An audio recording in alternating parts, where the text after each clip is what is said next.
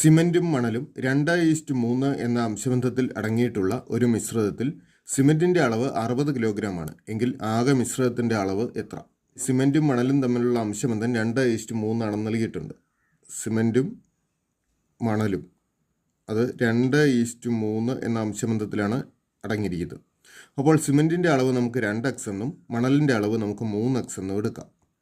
ഇവിടെ സിമൻറ്റിൻ്റെ അളവ് 60 കിലോഗ്രാം ആണെന്ന് നൽകിയിട്ടുണ്ട്. അപ്പോൾ 2x = 60 എന്ന് എടുക്കുക.